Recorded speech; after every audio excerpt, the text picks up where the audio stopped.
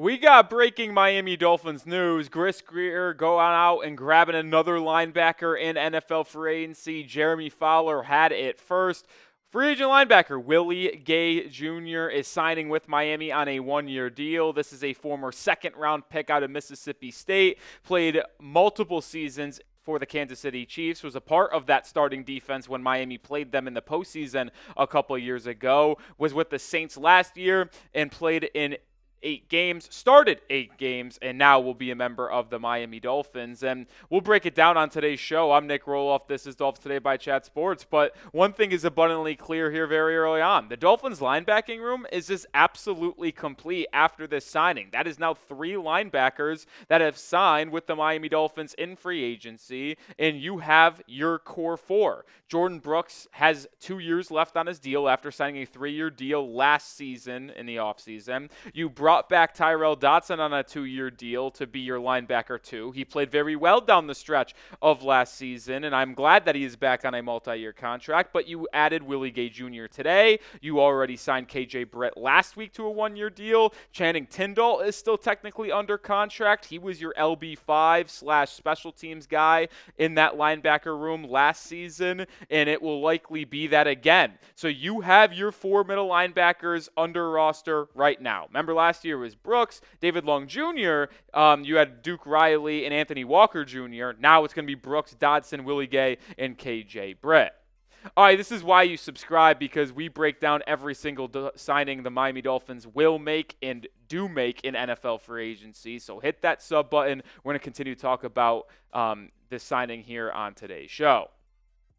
All right, looking at what Willie Gay Jr. has done over the last 4 seasons. Last year, as I mentioned, was with the New Orleans Saints, started in 8 games, appeared in 15. The previous 4 seasons of his career with the Kansas City Chiefs. His best season of his career came back in 2022, where he had 88 tackles, 2.5 sacks, 8 PBUs. He's slowly declined since then. But as I mentioned off of the top of today's show, this is a linebacker who is still relatively young and has a lot of starting experience. He only started half the games last year, but in the first 4 seasons of his career with Kansas City, he was a starter for most of that time in that Steve Spagnuolo defense. So this is good experience, good leadership added as a depth piece for the Miami Dolphins linebacker room. And when you talk about linebackers, not only are we going to show the stats and we're going to talk about the coverage, but a lot of what we're going to talk about is the missed tackles, because we know Miami's defense struggled with that at times last season, whether it's Javon Holland and his 17% missed tackle rate, or David Long Jr., who had the worst missed tackle rate in all of the NFL last year, which is why he was released by the Dolphins halfway through the season. Well, in his 8 starts, he missed 5 tackles last year, 20% rate, which was not good, but that was a anomaly, if you will. The previous 3 years, in the first 4 seasons of his career, he was pretty solid and pretty sure tackler, having a missed tackle percentage just ranging between 11 and 13% in 21, 22, and 23. So it's not like this guy has been a bad tackling guy and a linebacker who misses all the tackles in the world for most of his career. I'd like to think last season might have just been an outlier, if you will, and as a 4th linebacker/special teams guy that he will be in Miami this upcoming season, he will return to being that 11, 12, 13% type of missed tackle rate. What is your instant thoughts? One-word reaction to the Willie Gay Jr. signing. We showcased the depth chart. We showcased his statistics over the last 4 seasons. Now let me know your one word on the signing down in the comments section. I talked about the linebacking room being complete. Well, that's my one word, complete. That is where we stand. And I want to relook at the depth chart that Miami has, because it obviously includes edges as well as inside linebackers. And if you stack up this room to last year's room, I feel very good about this room outperforming last season's. Now, you can roll back the tape to last year before the season. I was pretty bullish, actually, on the linebacker room. I thought David Long Jr. was going to have a good second year for the Miami Dolphins after a wishy-washy first year. I was excited about Jordyn Brooks, and I had high hopes for Anthony Walker Jr. as that 3rd linebacker in rotation on coverage plays, because he was an insanely good coverage linebacker for the Colts and Browns the first 2 years before joining with the Dolphins. But this season is just more complete and deep, because last year's 2 bench linebackers, take away the Tyrel Dodson starting role, take away David Long Jr., take away the starting linebackers. Just look at the depth. KJ Britt and Willie Gay Jr. are massive upgrades over Anthony Walker Jr. and Duke Riley, because those were your two backup linebackers last season, and the two linebackers you have to back up your two starters this year are infinitely better. So I like what Chris Grier has done from the linebackers perspective.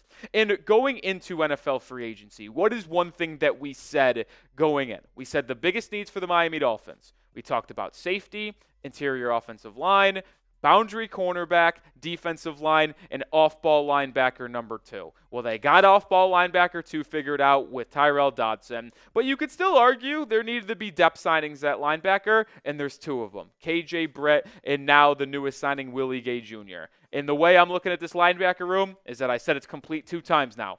I have a lot of times mock drafted a linebacker in the 4th, 5th round to the Miami Dolphins. I no longer think that's going to be the case. Now, you can make the argument they should, because KJ Britt and Willie Gay Jr. are just 1-year deals. Tyndall could be cut, or he's in his last year of his contract. Dodson and Brooks have 2 years left, but you do not need to draft a linebacker to have them be a piece of this defense or roster this upcoming year. You can allot those draft picks to the defensive line, to the offensive line, to the secondary, in both safety and cornerback. That's kind of where this is going. You no longer have to worry about the inside linebacker position whatsoever in the rest of free agency, but also in late April during the NFL draft.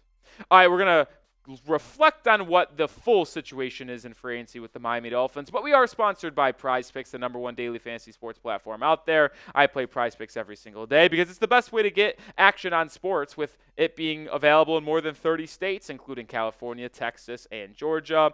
It's really easy to use. All you do is create a lineup. All you do have to pick more or less on 2 or more player stat projections, and you can win up to 1,000 times your money right now. You can combine different sports, whether it's college basketball, professional basketball, baseball, hockey, esports, and more. They also have weekly promotions like Taco Tuesday, where you can get select player projections up to 25% to provide even more value for your lineups. And before the college basketball tournament begins on Thursday, you can get this entry in using a free pick from PrizePicks. More than Janai Broom, half a point, the nation's top player. I expect him to win the Wooden Award at least.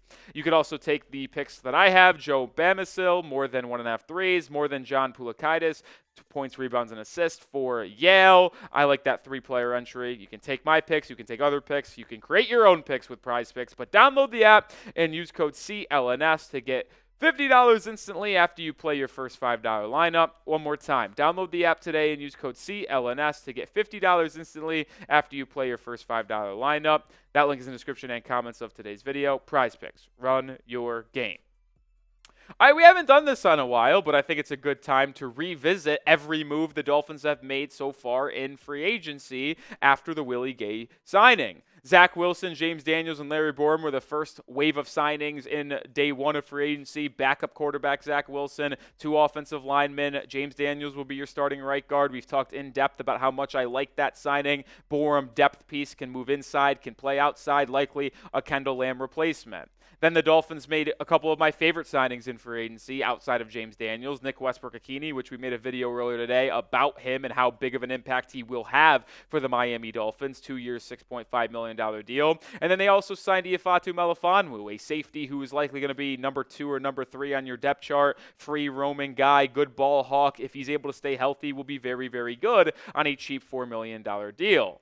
Then we talked about Tyrel Dodson coming back. That was a big-time addition to the linebacker room. But you also had Ashton Davis join you from the New York Jets on a 1-year, $2.5 million deal. Davis will likely be competing with Melifonwu for that safety 2 role or safety 3 role. Either way, I like those two in tandem as your number 2 and number 3 safety. I think that is an upgrade over Jordan Poyer with both of them over him. You just still need to draft one in the first 2 rounds to be your Javon Holland replacement. Then the first linebacker signed in free agency to back up Dodson and Jordyn Brooks, KJ Britt, on a 1-year deal. I don't think I've seen those details, if I'm going to be honest, just yet. And then a flurry of signings on a day that I really liked, actually. Alexander Mattison becoming your RB3. He is a 5'11", 220-pound back, will be used on 4th and 1, 3rd and 1. Not the best red zone guy, but a good middle-of-the-field yardage guy when you need short yardage. Brought back Liam Eichenberg. Not very happy about that. But I really like the signing of Pharaoh Brown, the tight end,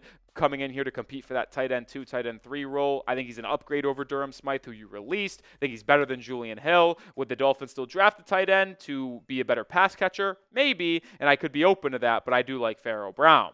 And then the 3 most recent signings, Ryan Stonehouse, the punter, joining Craig Aukerman, who the Dolphins hired this offseason to be their new special teams coordinator. They signed Artie Burns a couple days ago to be a depth piece at the cornerback room. And then now the most recent signing, Willie Gay Jr., the linebacker, joining the Dolphins from the New Orleans Saints, but formerly known as a Kansas City Chiefs, on a 1-year deal. But as you can go through all of those signings Miami has made in NFL free agency, we said it going into the week and the free agency period being open that Chris Grier and the Dolphins were going to have to bargain shop. They didn't have that much cap space. They went into it with about 27, 28 mil in cap space, and they couldn't really go out and make splash signings. And you look at all those deals. The biggest deal they handed out was James Daniels getting a 3-year, $24 million deal. Other than that, no one got over $10 million. How crazy is that? The next biggest contract after the James Daniels 3 for 24 was Tyrel Dodson getting 2 for 8.4. That's ridiculous. You've just been giving out 2 years, $6 million deals. 1 year, $4 million deals. 1 for 2.5, 1 for 2, 1 for 3. The Dolphins have just consistently been turning over this roster with 1 year, 2-year deals under $10 million. They have not been going in on these big-time free agents. They've been bargain shopping. And we'll see if it works out for Miami, but it's a dangerous game, but they put themselves in a corner, and they're going to have to hopefully hit on some of these signings. All right, you saw all of the moves Miami and Chris Grier have made so far in free agency. What is the Dolphins' biggest need still on the roster? Get down in the comment section and let me know your thoughts right now. It's continuing to be said, but it has to be mentioned. It's the defensive line. I would pair that up with cornerback as a 1A, 1B type of situation. But as I'm filming this right now, all those signings, Zach Sealer is still the only true defensive lineman on the roster. Now, it has been widely reported that Chris Grier in this organization is holding out hope that Calais Campbell is not going to retire and he is going to return to the Miami Dolphins. There's mutual interest if Campbell plays football for another year. There's also buzz out there he could go to Baltimore, a team that he played for over the past couple of years before joining the Miami Dolphins. But if you get Campbell back, it will definitely ease my concern about this defensive line. But I would expect Miami to draft 2, maybe even 3 defensive linemen during the draft in late April, because it just is simply one of the biggest needs on this roster. I would still like Miami to go out and sign a corner, whether it's Asante Samuel Jr., whether it's a Stephon Gilmore or Rasul Douglas. Either way, Miami needs to address that cornerback spot because it is so needed to have opposite of Jalen Ramsey. Maybe they end up drafting one. There's also a need at left guard, too, because I don't trust Larry Borom or Leon Eichenberg to be that starting left guard. Right now, you have 4 of your 5 starting lineup spots handled. Right tackle, Austin Jackson. James Daniels, right guard. Aaron Brewer, center. Patrick Paul at left tackle. Just need to figure out that left guard spot. If you draft one high or sign a good veteran free agent like Brandon Scherf or Will Hernandez, well, that will ease my concern and a lot of your concerns at home about this Dolphins offensive line.